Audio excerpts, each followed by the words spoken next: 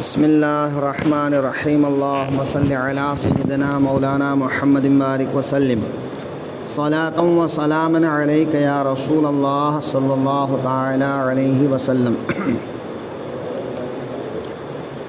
تفسیر کے سلسلے میں سورہ بقرہ کی آیت نمبر 84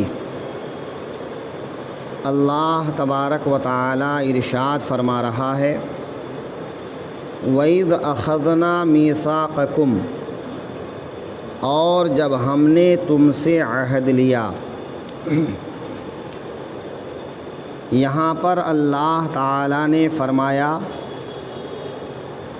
میثاقکم، تم سے عہد لیا، یعنی حضور کے زمانے کے جو بنی اسرائیلی تھے ان سے یا ان کے آبا اور اجداد سے، چونکہ اس سے پہلے جو اللہ تعالیٰ نے خطاب فرمایا ہے تو اس میں ہے بنی اسرائیل کہ تمام بنی اسرائیل کو اس میں مخاطب کیا گیا ہے۔ تو اللہ تعالیٰ نے بنی اسرائیل سے یا حضور کے زمانے میں جو لوگ تھے بنی اسرائیل میں سے، ان سے میثاق لیا، وعدہ لیا۔ کس بات کا؟ لا تسفکون دماءکم، کہ اپنوں کا خون نہ کرنا۔ اپنوں کا خون نہ کرنا مطلب یہ کہ یا تو تم زندگی سے مایوس ہو کر خودکشی نہ کرو، یا یہ کہ تم اپنی ہم قوم لوگوں کو قتل نہ کرو، ہم مذہب لوگوں کو قتل نہ کرو، یا یہ کہ تم کوئی ایسا جرم نہ کرو کہ اس جرم کی وجہ سے تم کو قتل کیا جائے، یا تم کسی کو ناحق قتل نہ کرو کہ تم کو اس کے قصاص میں قتل کیا جائے۔ تو تم لوگ آپس میں ایک دوسرے کا خون نہ بہاؤ۔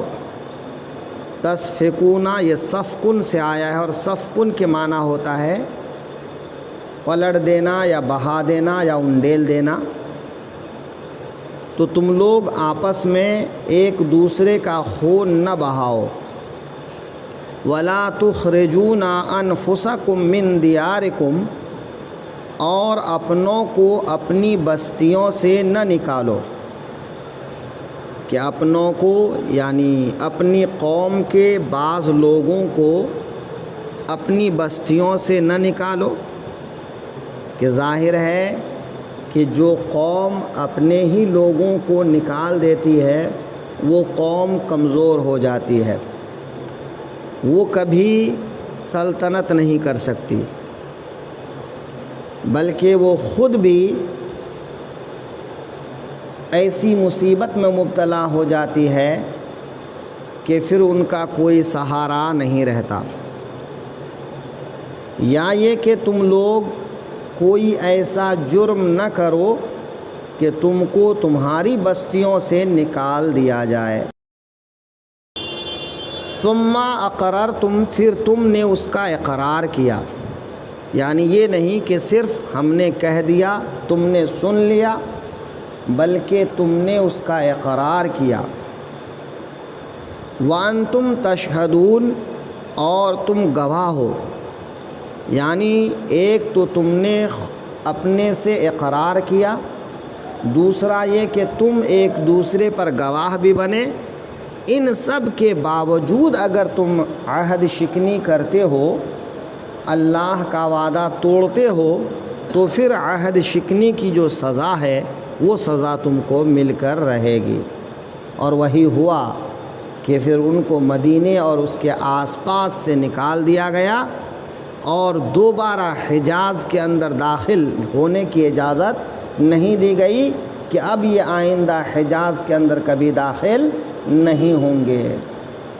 لیکن افسوس کہ اب جو ہے حجاز کا دروازہ ان لوگوں کے لیے کھل چکا ہے کہ خود حجاز مقدس پر جو حکمراں حکومت کر رہے ہیں وہ ان یہود و نصارہ کے تلوے چاٹنے پر مجبور ہیں، اور اپنی عیاشی کی وجہ سے وہ اتنے خوف زدہ ہیں کہ یہودیوں کے سہارے پر وہ جی رہے ہیں، اور ان کو ہر جگہ آنے جانے کی رخصت